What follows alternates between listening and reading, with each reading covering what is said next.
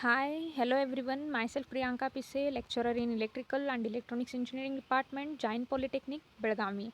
The video is mainly based on the subject BEEE. In this video, we are going to study third unit, that is fundamentals of AC circuit, transformers and AC generators.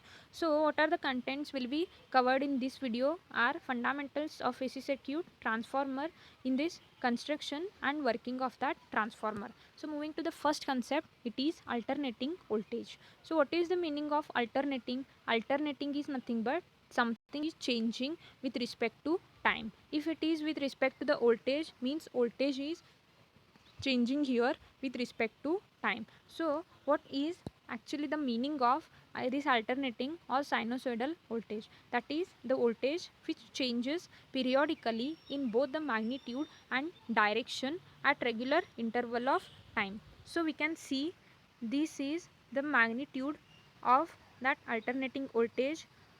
This is in two forms. One is it is having positive values and second one is negative values. So whatever the value of magnitude we are going to get, that will be same, but only sign will be changed here. So this is called alternating voltage.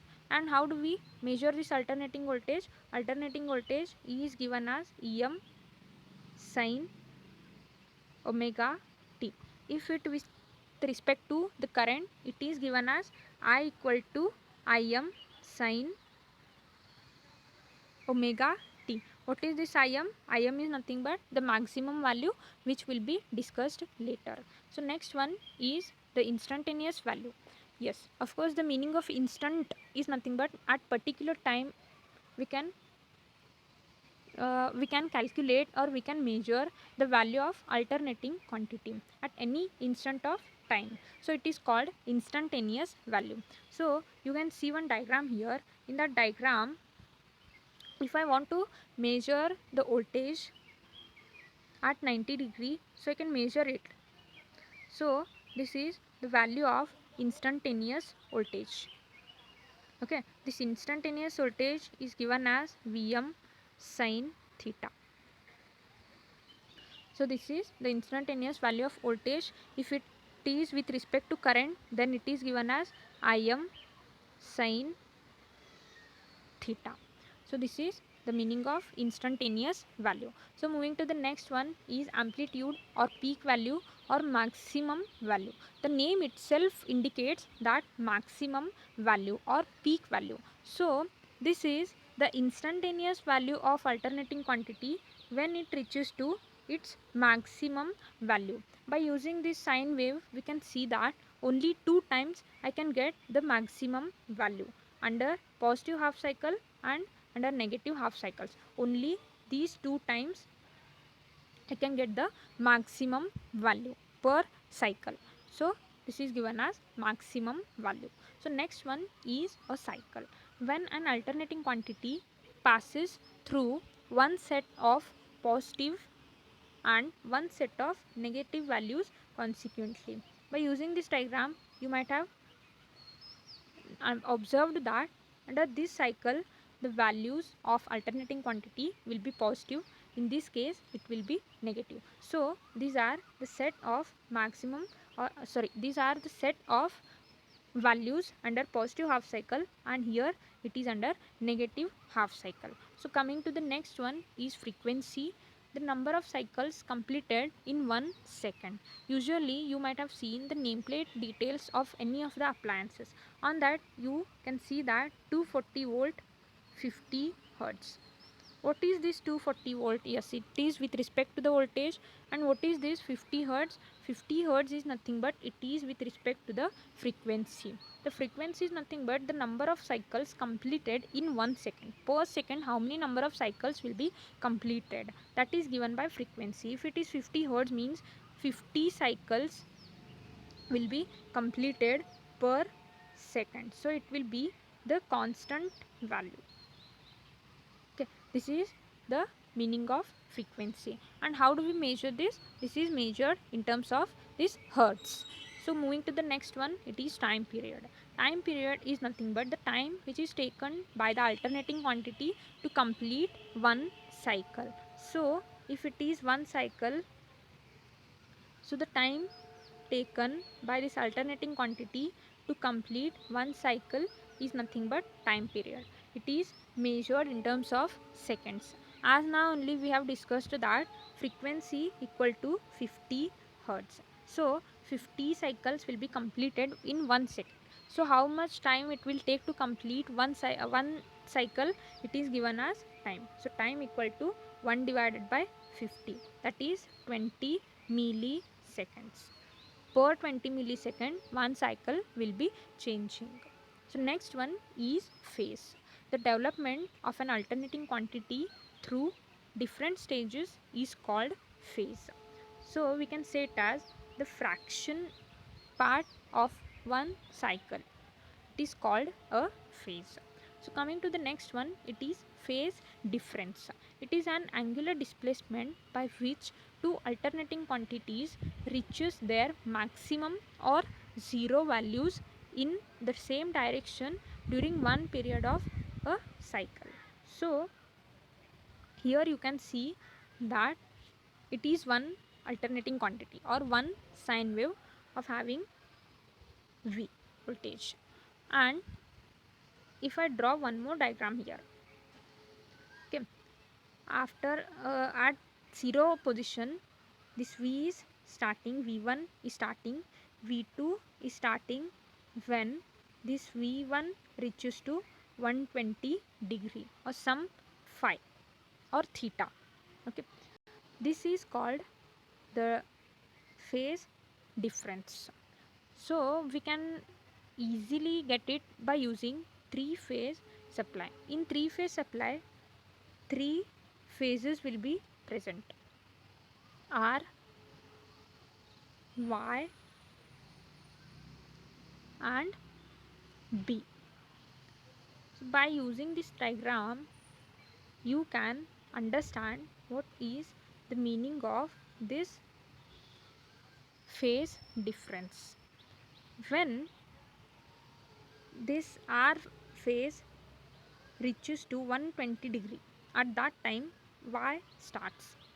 When this Y reaches to 120 degree, B starts.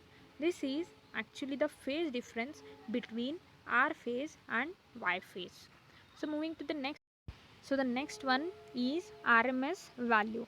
RMS value is nothing but the amount of AC power that produces same heating effect as an equivalent DC power. So I will take one example here of geyser. This geyser, I will connect it to the DC supply and AC supply. Two geysers I'll take. One geyser I'll connect it to the DC supply and one geyser I'll connect it to the AC supply. So according to this definition, those both geysers have to produce the same heating effect. At what value those will produce the same heating effect, that is called RMS value. So RMS value is given as RMS equal to 0.707 I maximum. If I multiply this maximum value by 0.707, I'll get this RMS value. So next one is average value.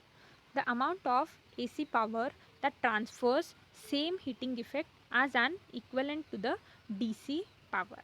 So I average is given as 0.634 I maximum. So by applying this much value of current, we will get the same heat transfer in case of AC supply with equal to the DC supply. So this is the average value. So coming to the next one is form factor. The meaning of form factor is the ratio of RMS value IRMS divided by to the ratio of average value. So what is the definition or what is the equation for this IRMS? It is 707 divided by I maximum divided by 0.634 into I maximum. These both will get cancelled and I'll get it as 1.11. So this is the form factor. So coming to the next one, it is capacitance and capacitive reactance. So the meaning of capacitance is, it is nothing but which stores a charge. It is actually a component which stores a charge in this. So how do we represent this capacitance? It is in terms of farad. So this is the unit of this capacitance. So next one is capacitive reactance. The opposition for the flow of current in a capacitor due to self capacitance is called capacitive reactance. So it is denoted as XC and it is given by 1 divided by 2 pi Fc, and it is measured in terms of ohms. This F is nothing but frequency and C is nothing but the value of capacitance. So moving to the next one, it is inductance and inductive reactance. The meaning of inductance is nothing but the property of the coil which opposes any change in current which is flowing through it. It is given by Henry. It is measured in terms of Henry. And coming to the next one, it is inductive reactance.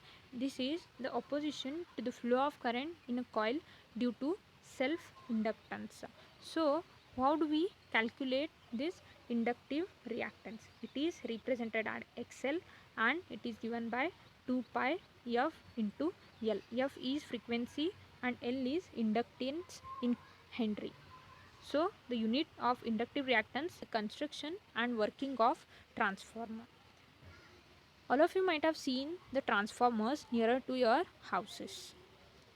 So what actually that transformer does?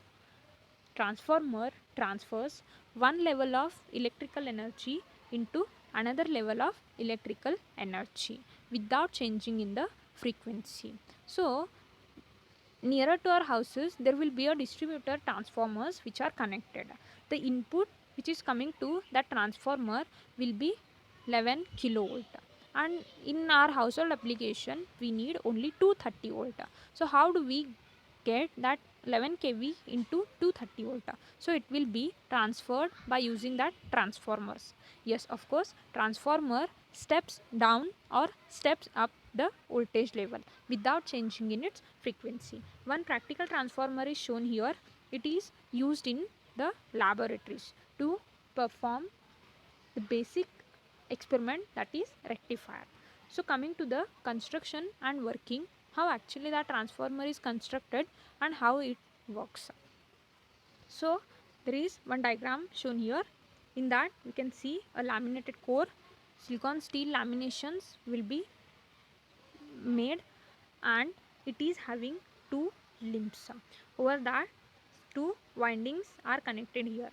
So two types of windings we can get in case of transformer, that is primary and secondary. So now how do I get that? How do I get that which winding is primary and which winding is secondary? So the winding which is given to the supply, it is called primary winding, and which is the winding which is given to the load, it is called secondary winding. So it is the construction of that transformer. Now we'll see how it works.